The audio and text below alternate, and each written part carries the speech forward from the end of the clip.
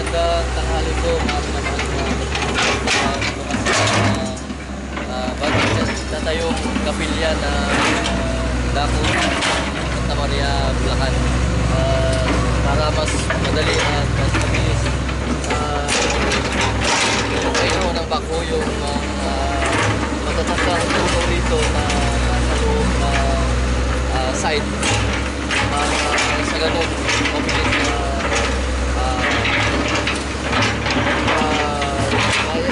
pagtrabaho mga kapatid na ginagawa dito. Kami po ay